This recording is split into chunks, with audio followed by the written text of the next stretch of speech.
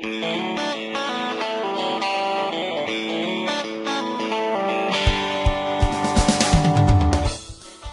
name is Dale Polson. I work with Boehringer, specifically on a team called the Area Solutions team. And we'll describe a little bit for you what that is here. But what I want to do to begin the afternoon, to begin the workshop, is just talk about kind of what brought us as a team, what brought us as BI to the point we're at. For us, probably the phrase that communicates when we think about how we need to deal with PRRS versus how we've been dealing with PRRS, for us the phrase change the game comes to mind. And the reason it comes to mind is we've done things a certain way with basically any swine disease we've dealt with for decades, PRRS included. And one of the things I think we've learned the hard way is that it can't be business as usual with PRRS. And so, therefore, we think that a way for us to think about dealing with PRRS is we've got to change how we do things. And for us, just to put it in simple terms, that's change the game. And so, to kind of set the stage, I want to talk about changing the rules of the game. There's some common questions that, ever since PRRS entered our collective life in our industry, have been asked over and over and over and over. Why do PRRS negative farms go positive? If you have a naive farm, virus gets in. Why? You get it out, comes in again later. Why? Second common question is why do PRRS positive farms break again and again and again? Okay, just to illustrate the point, this is a survival study that was done with 39 farms, swine vet center, repops, and startups. And this is the percent negative, starting with 100% negative. Over a period of about 3 years, about 60% of those farms went positive. To illustrate the point, negative farms go positive. Why? This is to illustrate the point of why do positive farms break again and again. This is looking at standardized abort data, aborts per 1,000 inventoried females per week. On this scale, this is summary data from 8 different sow farms represented on a single chart, just to illustrate the point of farms breaking over and over.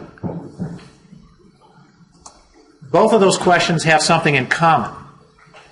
And the common question, or the in common question, is where do these viruses come from that already exist that you don't happen to have? Whether you're positive today and something comes in, whether you're negative today and something comes in, where do they come from? Related to this, there's an uncommon question. And in our mind, the uncommon question is not just where do the new viruses that currently exist come from, but where do the new viruses that don't currently exist come from? Okay, the new variants that if you went out and surveyed today, you wouldn't find them. New viruses show up. They got to come from somewhere. Where do they come from? Okay, they might come from growing pigs. Won't go into a lot of detail on this, but just to raise the point is that when we think about it, when we look at it, it's probably the single most likely source of new variants that don't exist today in high flow, high density, and a lot of pigs churning through high site density, high population density areas. Farrowing area, I think, is probably an under-recognized source of new virus variants. If you have ever had, and I'm sure a lot of you have, had breaks or aware of breaks in sow farms, the last place that you find virus, typically if you close farms, is in farrowing area in piglets and farrow. That's the last place you find it. Well, how many opportunities does the virus have to change in farrowing areas of sow farms that then when those pigs go downstream, it's amplified and new viruses may emerge that way? Okay, nobody wants PRRS. Nobody wants to give PRRS to their neighbors unless you very much dislike your neighbor, and I'm sure you all love your neighbors. But you don't want to get it from your neighbors. You don't want to give it to your neighbors. But the fact is that if you don't have PRRS today, you're at risk of getting it, especially if you have neighbors that have PRRS. And if you have PRRS today, you're at risk of shedding it or spreading it to your neighbors. Something's got to change, so what's going to change? When we've kind of thought about this, we thought, well, okay, change the game, change the rules of the game. If you don't like the rules that we're subject to today, and whether we consciously recognize it or not, we have rules that we face, you've got to change it. So I'm going to go through some of these, not in a lot of detail, because of time constraints, and Scott's going to yank me off up here when the time comes. But there's some old rule, new rules contrasts that I'd like to make. Okay, first, old rules. We tend to think of our neighbors potentially or other systems as competitors in pork production. For area PRRS control in our industry, that probably isn't the right way to look at things. We probably need to instead think of our neighbors as partners in our protein category, because we have competitors in other protein categories. An old rule is that we're just too independent and stubborn to work together. We want to do things our way, when we want, how we want. And I think the thing that we probably need to recognize is that we really are too interdependent not to work together, not to collaborate, not to cooperate. We're not islands. We're all existing in a common space, our neighborhoods, our areas, our regions.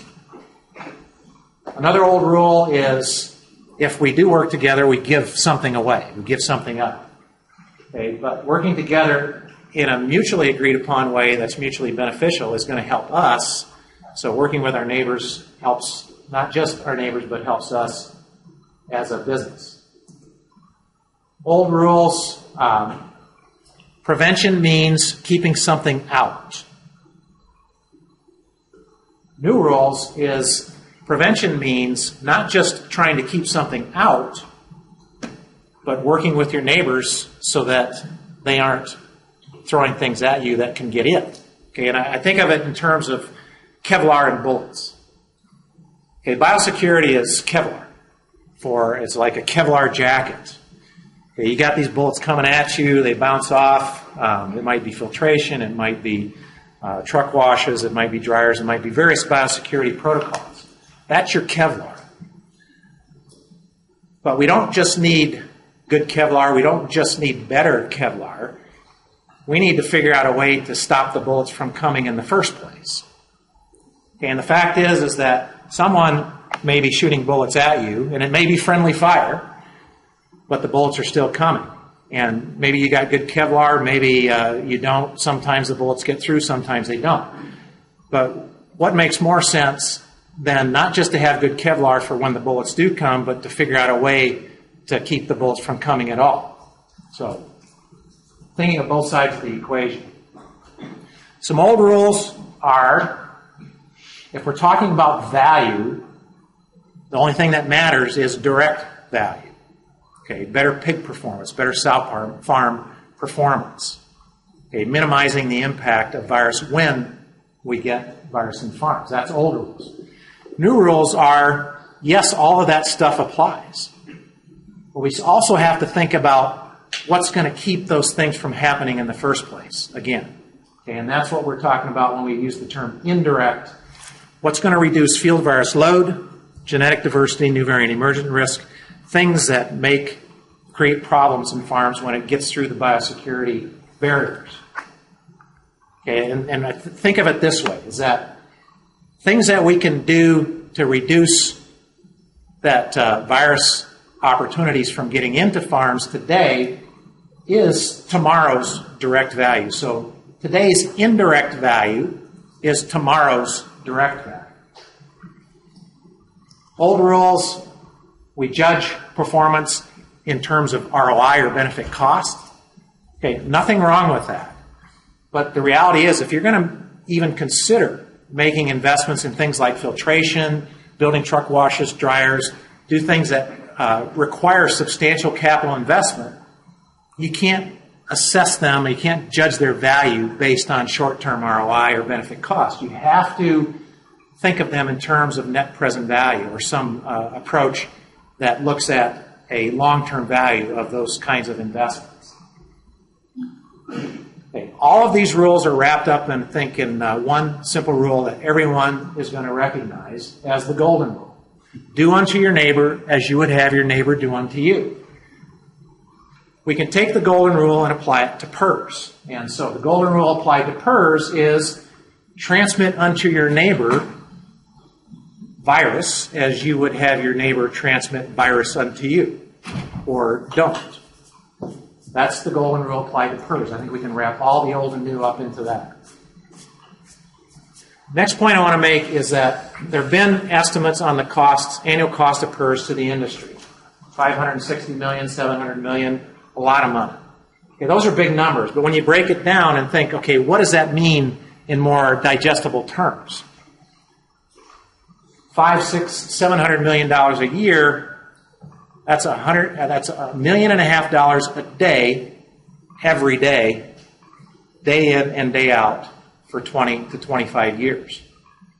And if you think of it also in these terms, our industry is worth about $12 billion a year. All the pigs produced, all the pork produced in the U.S. worth about $12 billion a year.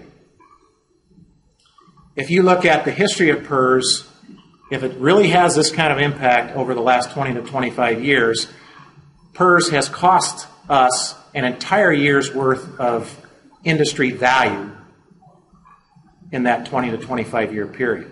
It's an expensive disease. Little background. Just one other thing I want to mention. If you look at circovirus and you look at other diseases that we deal with, yes, they are expensive. Pseudorabies was expensive, but nothing even comes close to the cost of PRRS to our industry. Okay, a little background and overview. Guy named James Bond Stockdale. How many of you guys have read the Jim Collins book, Good to Great, or are aware of it? Some of you. One of the things in Collins' Good to Great he talks about is what's called the Stockdale Paradox. The Stockdale Paradox is attributed to this guy, and it goes like this. Confront the brutal facts, but never give up. Okay? There are brutal facts that we're facing with PRRS. It's not an easy disease to deal with. The same geniuses that come up with ways to deal with circovirus that work beautifully are the same Neanderthals that come up with the things that are applied to PRRS. It's the same people. Okay, it's just a tough disease to deal with. But never give up.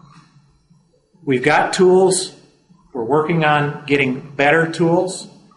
But one thing that we've got to think differently about PRRS is that there is no silver bullet for PRRS. There hasn't been. Doesn't look like there's one on the horizon. But there are a lot of weapons. There are a lot of weapons that help us deal with immunity and exposure. We need to think in terms of using all the weapons we have at our disposal to deal with PRRS. Okay, I want to just go through three premises for kind of the whole area approach. First premise is that there's a lot of things that when we apply them together that target reduction of circulation and exposure in sites, flows, networks, those things work when we apply them in a complementary, coordinated way, and we've got to have those applied in a complementary, coordinated way if we're going to even have an opportunity for success at area and regional level. Second premise, if we're going to get the most out of those tools, we have to have a higher degree of communication, even more so cooperation, even more so coordination, even more so collaboration than is normal for our industry. Okay, we're a very independent species. We think differently than maybe some other more socially interactive species, but as human beings, it's not normal for us, especially as Americans, it's not normal for us to cooperate and collaborate. I think that's what PRRS likes about us in this country, is that we give it opportunities because of that type of mindset. Third premise. area regional control is not something that we will be able to judge the success or failure of and the value of doing classic experimental research or even field trials. It's the type of thing that the only way to assess its value or lack of value is to do so in the field on a large scale over a long period of time. That's the only way I think we're going to have an opportunity to assess its value. What that's going to take is a body of evidence. The way that you get the body of evidence is you have to have a lot of proof of concepts that you generate data from, and it's not just doing the projects, it's measuring the projects in such a way that's standardized that allows you to compare and judge legitimately if they're going to be useful. Just a couple quick things from an industry status standpoint. This is a document back in 2006 where PRRS Eradication Task Force described a mission that was focused on needing to eliminate economic losses for PRRS and ultimately achieve eradication of PRRS. Recognize the brutal facts, confidence issues. So what's going to change? We think that there's a lot of promise with an area regional control approach. So let's crack open Pandora's box and see about thinking differently, maybe about how we address PRRS. Some objectives of area regional control with PRRS. Certainly we have to have better communication, and that's one of the reasons for this meeting and meetings like it that we hope to see in the future is as a forum for sharing, communicating, and sharing knowledge. As well, to the second point. To the third point, also, some of the things that are planned for tomorrow is what are some available technologies that can be incorporated into area projects that might support better opportunities for success. And then also potentially even think of it in terms beyond PRRS. It's hard to think beyond PRRS today, but even to think of it in terms of beyond PRRS for a template for how our industry might address other health issues. And then as a feedback mechanism, there's a lot of things that are done in science where you can get feedback to assess value or lack of value or variation in value. I think we need that type of feedback even in an operational sense, farm to farm, flow to flow, business to business. Okay, so what is area regional control? This is how we're defining area regional control. It's producers and veterinarians working together with their neighbors and business partners so that together they achieve greater sustained improvement in health and productivity in their neighborhood than anyone can achieve on their own. Okay, what we're trying to say with that is that to be successful, we need to cooperate, collaborate, and it's worth it. More worth it than you could do just in isolation by yourself. Also, how we're thinking of area regional control is start with elimination where it makes sense today, and how you judge whether it makes sense, you're going to have various criteria that you use to do that. But it doesn't make sense to start with elimination everywhere, particularly in hog dense, high prevalence, high flow, import-export type of regions of the country. So where it doesn't make sense today, start with control with the idea that we're going to work towards elimination, but start with control. Okay, now, area regional control isn't necessarily unique. We were successful with pseudorabies, before that hog cholera. There's been successes in dealing with diseases. What is different about PRRS is that it's a completely different type of organism, and our industry is very different today than it was with pseudorabies. The tools that we have are different today available with PRRS than what we had with pseudorabies.